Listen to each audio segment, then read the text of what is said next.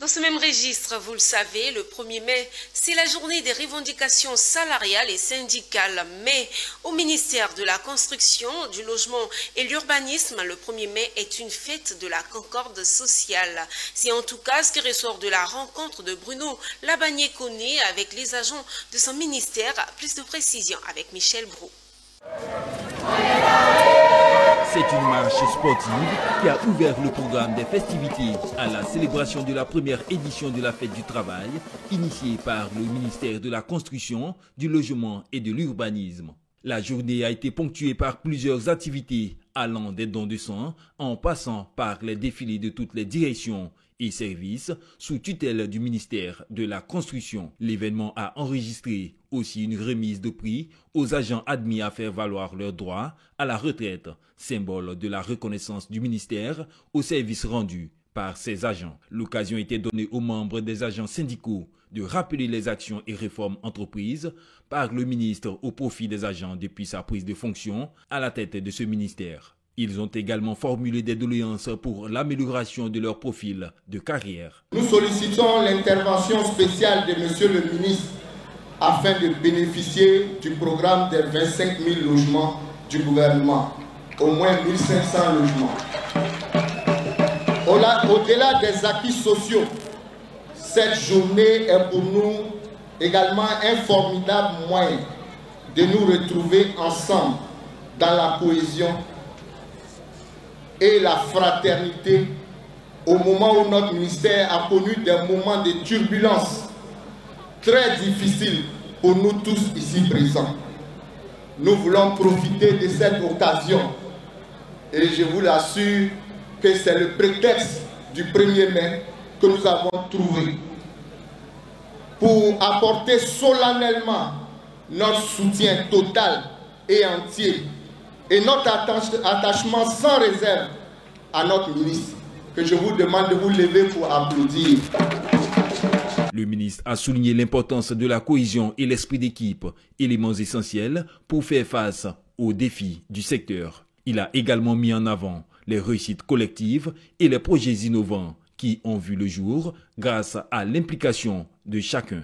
Soyez assurés que vos préoccupations, vos recommandations, vos suggestions, vos doléances ne sont ni ignorées ni reléguées au second plan. Elles ont été entendues. Elles ont été entendues, elles seront prises en compte, elles seront analysées avec la plus grande attention. Et je me dis tous les jours qu'un ministère fort, c'est d'abord un personnel motivé, un personnel qui est écouté et un personnel qui est valorisé. À ce titre, je tiens à vous réaffirmer mon engagement personnel, à vous accompagner avec détermination. Le ministère de la Construction, du Logement et de l'Urbanisme entend pérenniser cet événement pour célébrer chaque année le travail et l'engagement de ses agents.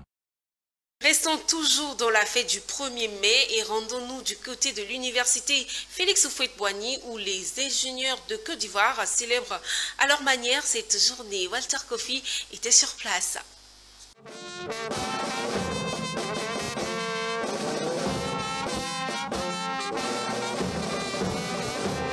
C'est une 10e édition du tournoi de l'ingénieur sous fond de 1er mai, fête du travail. Elle a rassemblé 15 promotions sorties de l'ENSI, École nationale supérieure des ingénieurs, et de l'INPHB, aux côtés des jeunes, des seniors pour célébrer la cohésion des ingénieurs des travaux publics, une initiative créée depuis 2014. Cette année, l'initiative prend une autre dénomination et devient Journée de l'ingénieur. Elle se veut donc, selon le PCO et président ENSI 2012, Thibaut Dahin, une plateforme récréative et de réflexion pour relever les défis du métier d'ingénieur des travaux publics. Alors pour cette édition déjà, nous sommes passés de tournoi de l'ingénieur à Journée de l'ingénieur. Alors comme je le dis, à la faveur donc de l'indépendance de la Côte d'Ivoire, le père fondateur, donc le président Félix Houphouët-Boigny, donc pour soutenir le développement post-indépendance, donc il a créé l'ENSTP, c'est-à-dire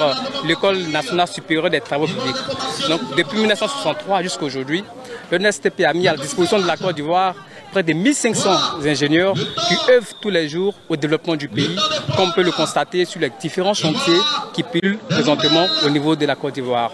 Donc ces ingénieurs-là, ils décident de laisser les casses, de laisser les chantiers pour venir se retrouver en famille pour célébrer leur cohésion. Donc voici en quelque sorte l'origine et l'objet de la journée de l'ingénieur.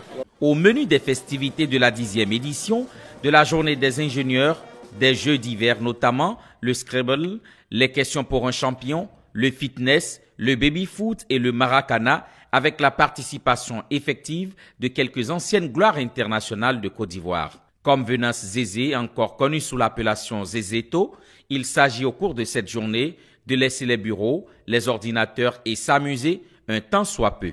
Après, je ne pense pas que gagner aujourd'hui c'est important, c'est de se faire plaisir, de passer une très bonne journée et puis voilà, chacun rentre chez lui. Je pense que c'est ça. Il faut souligner que cette journée prend une autre tournure avec l'arrivée de plusieurs sponsors, parmi lesquels Yako Assurance de Joseph Yapo Makambou, un autre ancien des anciens.